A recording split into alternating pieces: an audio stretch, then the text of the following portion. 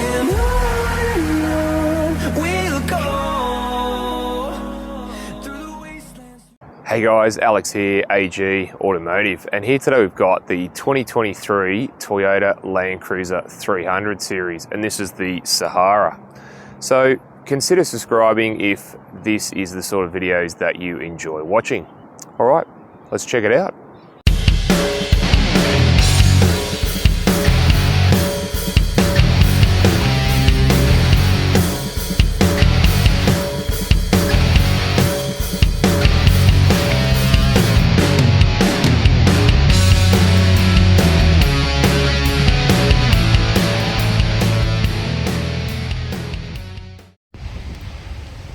Alright, before we get into the video, just want to do a shout out to Brian Hilton Toyota, who were nice enough to let me have a look at this today, and I'll leave their contact details down below.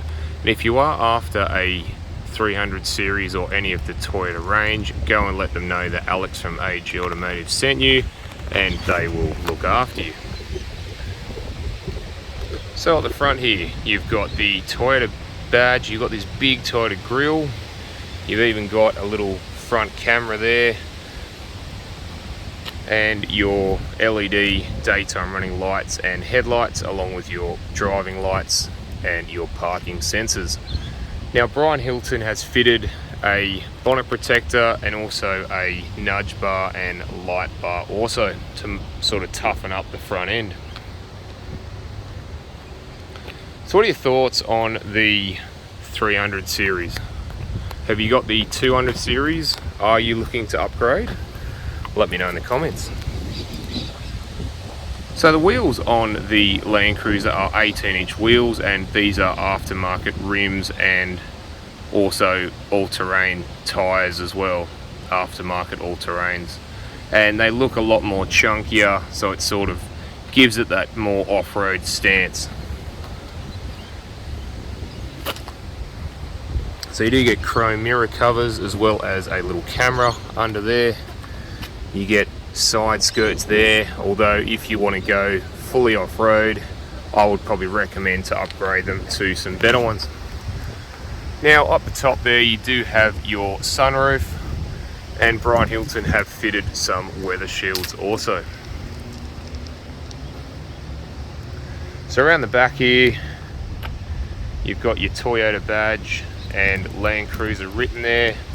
You've also got Sahara written here, along with some wraparound LED tail lights. And you've also got a little camera under there, if you can see, and a Toyota genuine tow bar that has been fitted by Brian Hilton, and you can tow 3.5 tons with this as well. And you've also got your parking sensors there too.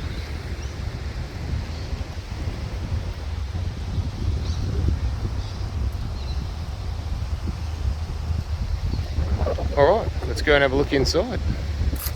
Alright, so just in the 300 series Sahara, and being the Sahara, it's one of the top spec models. It is really premium and luxurious in here.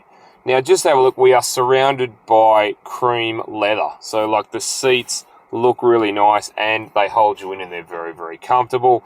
You've got a nice cream armrest there. You've got sort of cream down the bottom, cream carpet mats, and you've got the sort of darker trim up the top with soft touch dash the whole way along. You've got soft touch door trims. You got wood grain around the doors, wood grain around the steering wheel, and wood grain around the cup holders as well. So very premium in here. So to the right of the steering wheel, you've got open and close your boot, auto high beam. You can turn off the parking sensors at the back, and you've got your traction control along with a card holder underneath. So the steering wheel, nice to hold, full leather. I love the wood grain accents on it. It just looks sort of sporty to me, which I really like. And you've got your menu controls and some audio controls on the left, and you've got your cruise control and safety features on the right.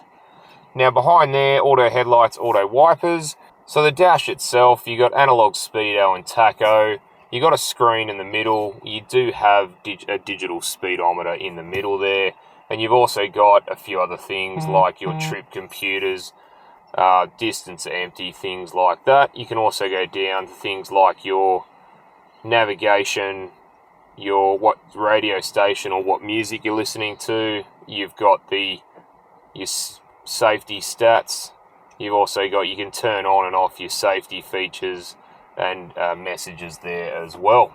So you've got a few buttons there, your odometer, reset and trip computers. You've got a view button where if you hit that, I'll just show you that now.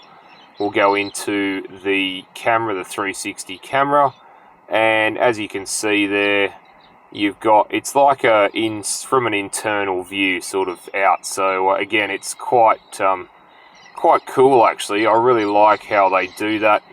There's a couple of different view modes there as well. So you got the engine start stop quite high up there. Again, that's nice feature to have it so you can see it.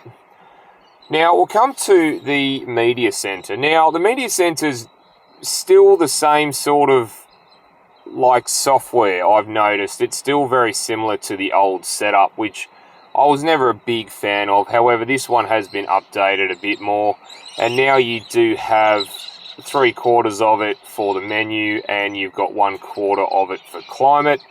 And if you have a look, you can actually change it between sides. So you can have the climate control on the driver's side, or I can have the climate control on the passenger side. On the menu here, we've got your navigation, so I'll just go into that. And again, it's like I said, 3/4. And you know what? It's still pretty good. It does look a little dated, I'll be honest, the software side of it. But you know what? It seems to still work very, very well. And like Toyota's motto, if it works, keep using it. So you've got audio from either your radio, or you've got USB or Bluetooth. Now you do get AM, FM and digital radio stations there. You do get Android Auto and Apple CarPlay. You've also got a setup screen for a variety of different things throughout the vehicle. Further down, you do have your air conditioning controls there, dual zone climate control, and you do have heated steering wheel and heated and cooling seats. And if you haven't tried those out, you are missing out, I'm telling you. You need to go down to Toyota and have a look at this heated steering wheel and the heated seats. Oh.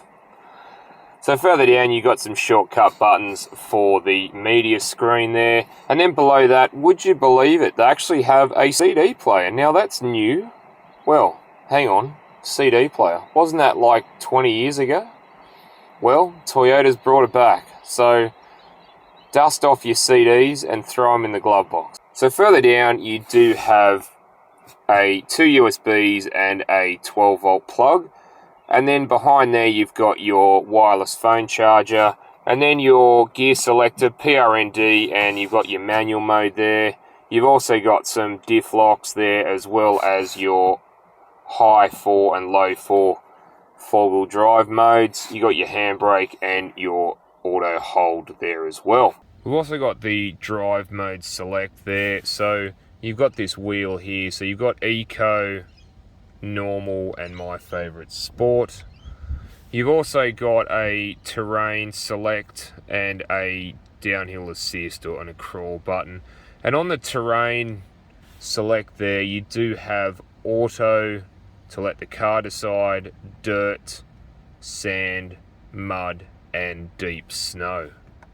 And the armrest. Now, really big, this armrest. It's so big that both you and the passenger get to share it. Now, you can open this a number of ways. You can open it from the driver's side, you can open it from the passenger side, or you can also open it from the rear. Now, if you have a look, there's actually a cool box in there, which is, again, pretty cool for keeping drinks and a little bit of food cool on your journey. And the glove box. It's quite big, actually. You get a little shelf in there, so you can have a bottom part and a top part in there. So very spacious. You'll get your books in there, plus a few iPads as well. And the sunroof. So I'll just open that up. And it's a one-touch operation. It's reasonably quick as well. And you can also tilt it up or tilt it back down. Alright, let's go and have a look in the back. Alright, so in the back of the Sahara. So first impressions is, you know what, it's reasonably roomy back here. Now I'm 6'1" or 185 centimeters, and if you have a look, I've got a fair bit of headroom there. Knee room is pretty good. Leg room, foot room is also pretty good as well. And they've got these indents in the seats there, so to make knee room and leg room more bearable. Now, you do get two ISOFIX spots, two there and two behind me. And if we have a look at the armrest, again, really, really soft. And you can reveal two cup holders there as well. Now, you can actually maneuver this, or bring this forward, to access the third row should you wish. So for the rear passengers, they are treated to quite a bit of stuff. Now you do get dual zone climate control with vents there, down the bottom there. You also get vents up the top. Now you do get heating and cooling seats for the outboard seats there. And you get these two screens here, which you've got two USBs, a 12 volt plug. There is a HDMI spot there. You've also got your volume controls with each headphone jack for either side. So again, very, very cool. And you do get your map pockets or iPad pockets there as well. Alright, let's go and have a look in the third row. Alright, so in the very back, the third row of the Sahara. Now, for short trips, this would be okay for me, but longer trips, no. My knees, as you can see, are nearly touching my ears. So, but you do get two cup holders either side. You get USBs either side, and you get an electronic adjustment for the backrest on both sides there. Alright, let's go and have a look in the boot. Alright, in the boot of the LandCruiser. So here we have 175 litres of boot space, which isn't all that big. And I'm just going to demonstrate putting one of my camera bags up there just to give you a bit of an idea on how it sort of looks. So you could fit a few more of backpacks in the back, but not a lot else. Now, that space from 175 litres can go up to 1,004 litres just by the touch of two buttons. So it's very, very easy to put it up or down. And then you've got a fair amount of space there. So you do get your cup holders either side on the armrest there. You do have the ventilation up the top, the three tether points on the back of the middle seat. You do get a 220 volt, 100 watt power supply, and you do get some tie downs in there as well. All right, let's go and have a look under the bonnet. All right, so under the bonnet of the LandCruiser. Now, the 200 series had the V8, and that was great, drove really well, had lots of torque. This one's got a smaller engine. So here we have a 3.3 litre V6 twin turbo diesel engine, and it produces 227 kilowatts of power and 700 newton meters of torque. And that's mated to a 10-speed automatic with full-time four-wheel drive. Now, Toyota claims the LandCruiser will use 8.9 litres per 100 kilometres, which I think is really good for a vehicle this size.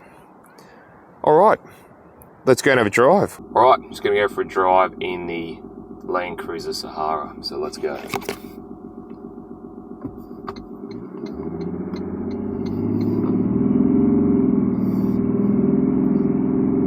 Straight away, you can hear the 3.3 litre does sound very beefy, so I like that. I think they've sort of used that because people are used to the V8 in the 200 series.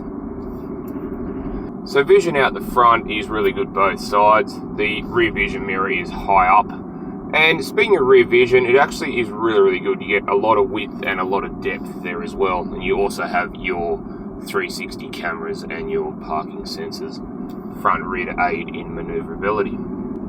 Vision out the sides, yeah, you got big windows, all the way to the very back. Mirrors are tall and wide, and you get a good field of vision from them. Now it just soaks up the bumps really, really well, and effortlessly up the hill from the 3.3 litre twin turbo. Now steering, you know what, it's reasonably light for a LandCruiser. Something with big wheels on it, it's still reasonably light. And like I was talking about before, the heated steering wheel on this is, oh, it's bliss, I tell you. So nice on a cool morning like today. And the seat heaters are a treat as well.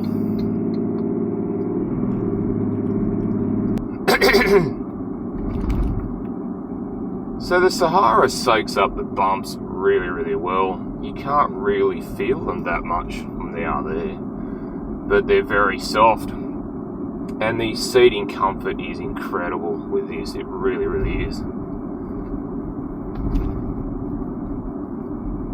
Now steering, it's really light actually, yeah, for a big cruiser. And the heated steering wheel, oh, it's bliss, I tell you. It's the best thing on a cold morning like today. It really is, and I've got the seat warmers on, and they are working a treat as well.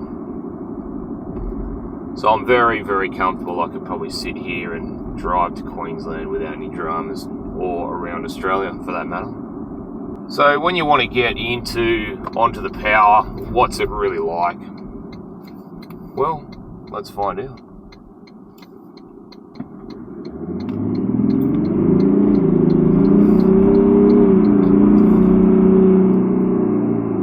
Wow. For a big LandCruiser, the 3.3 litre twin turbo really gets going. So downgrading from a V8 to a V6 diesel twin turbo actually feels very, very nice on the road, and planted on the road, and it just has a lot of power.